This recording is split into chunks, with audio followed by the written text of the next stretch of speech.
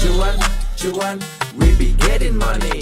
Cuan. Oke guys, kali ini kita akan bahas tentang Badan Ekspor RI yang sesuai dengan pidato Pak Prabowo hari lalu gitu ya. Pak Prabowo mau membentuk Badan Ekspor RI untuk saat ini untuk CPO dan KOAL dulu. Jadi perusahaan-perusahaan sebelum mengekspor ke luar negeri itu dimasukin ke Badan BUMN dulu, baru disebarin kayak gitu ya, maksudnya kayak gitu. Jadi kalau zaman dulu tuh langsung dari PT dalam negeri ya, misalnya CPO, PT CPO dalam negeri misalnya langsung ekspor ke PT luar negeri. Kalau sekarang dari PT dalam negeri harus dijual dulu atau dimasukin ke badan ekspor, baru badan ekspor tuh diekspor keluar. Nah, otomatis kalau seperti ini nambah rantai distribusi.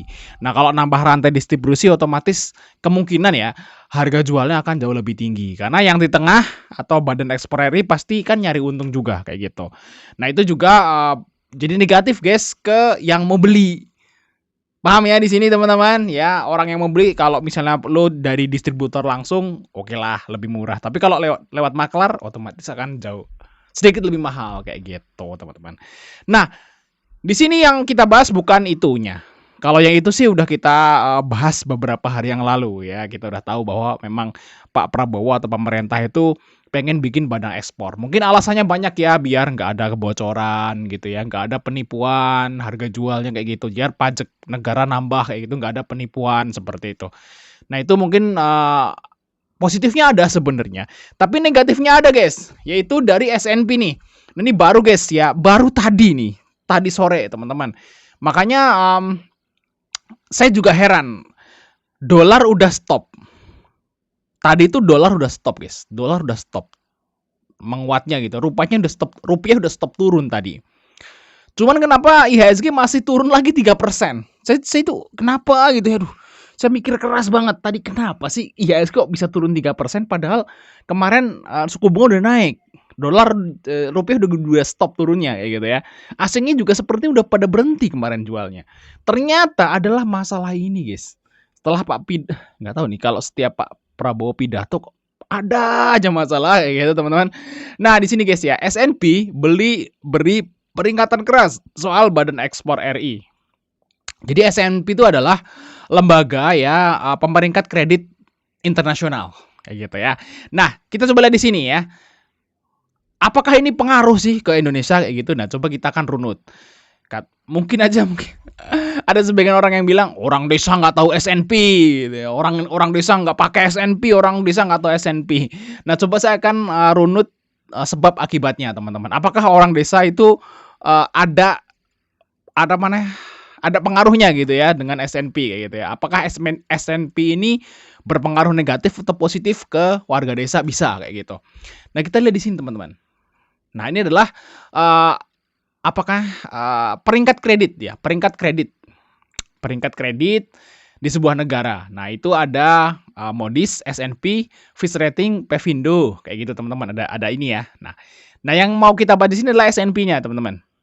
Oke, dan sebenarnya di beberapa bulan yang lalu atau di bulan April ya, 2 bulan yang lalu gitu ya, Kementerian Keuangan Republik Indonesia tuh bangga banget ya, S&P Global Rating.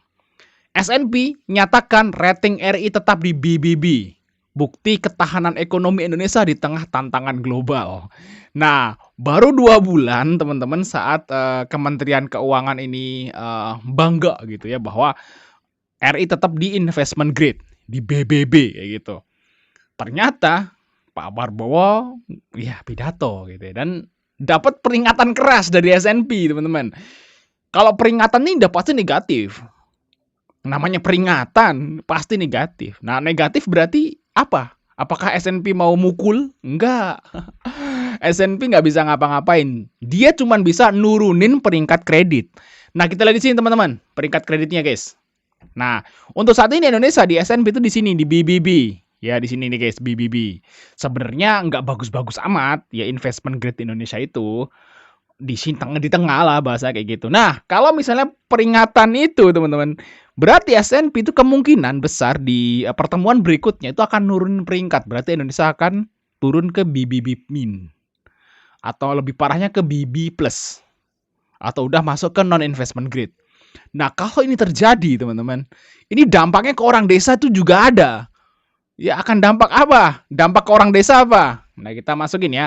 Ini berdampak juga kok ke orang desa. Jadi orang desa ya mungkin kalau yang nggak tahu kan nggak peduli. Tapi kalau yang tahu sih harusnya jadi peduli. Kenapa gini, guys? Kayak gini. Jadi kalau sebuah perusahaan itu investment grade-nya tuh rendah, otomatis orang-orang luar negeri itu akan malas berinvestasi. Jadi gini, kalau misalnya S&P ini nurunin dari BBB ke BBB plus atau BB plus, otomatis nanti uh, investor asing itu jadi malas berinvestasi di Indonesia. Dia malas buka pabrik, ya kayak gitu. Malas misalnya injek saham atau injek ke sebuah perusahaan duitnya atau bangun pabrik. Dia jadi malas. Kenapa? Berbahaya, teman-teman. Dia anggap, wah ini negara ini aman gak sih buat investasi gitu ya. Kok ratingnya jelek? Nah, kalau seperti itu otomatis apa? Berarti di masa yang akan datang itu akan lebih sedikit investor asing yang masuk untuk bangun pabrik misalnya kayak gitu. Nah, otomatis lapangan kerja akan semakin menyusut, guys. Sekarang aja yang nyari kerja udah susah, apalagi kalau ditambah lagi investment grade-nya turun, terus orang asing yang baru itu nggak akan bikin pabrik di Indonesia, nggak akan punya usaha di Indonesia. Otomatis orang desa itu akan lebih susah nyari kerja nantinya, guys. Susah nyari kerja nanti, teman-teman. Nah, kalau orang asing berinvestasi di Indonesia, otomatis dia kan perlu pekerja. Nah, pekerja kan diambil dari orang-orang desa gitu. Nah, kalau nggak ada yang investasi, ya nggak ada yang bikin pabrik, nggak ada yang bangun usaha di sini, terus gimana dong? Siapa yang mau rekrut orang-orang desa kayak gitu? Jadi sebenarnya guys ya, S&P itu ngaruh juga ke orang desa loh. Kalau yang nggak tahu ya tiba-tiba, loh kok nyari kerja susah ya gitu ya. Loh kok nyari kerja sekarang susah gitu ya. Kok nggak ada lowongan kerja sih? Ada lowongan kerjanya cuma 2 biji yang daftar 3.000. Sangat susah nyari kerjaan. Kenapa ya? Karena memang nggak ada orang yang berinvestasi di Indonesia, sedikit. Ya orang-orang pada nggak bangun pabrik di Indonesia, orang-orang nggak bikin lowongan kerja di Indonesia, nggak bikin usaha di Indonesia. Nah, kalau orang-orang nggak bikin usaha di Indonesia, otomatis kan lapangan pekerjaan jadi nggak ada. Kayak gitu. Tiba-tiba ngerasa, "Loh kok susah nyari kerja?" Gitu aja sih. Sebenarnya kita udah tahu sebabnya dari mana, sebabnya dari sini. S&P memberi peringatan, terus peringatan nggak diindahkan maybe kayak gitu ya. Terus dia nurunin investment grade. Nah, setelah nurunin investment grade, tentu aja orang-orang dari luar sana itu nggak jadi berinvestasi di Indonesia. Nah, kalau orang-orang luar sana itu nggak jadi berinvestasi di Indonesia, otomatis lapangan kerja jadi nggak ada. Kayak gitu teman-teman. Nah, itulah ya sebab akibatnya. Ternyata berpengaruh loh S&P itu ke orang desa. Thanks sudah nonton. Sampai ketemu di video berikutnya teman-teman. Cuan, cuan, we be getting money. Cuan,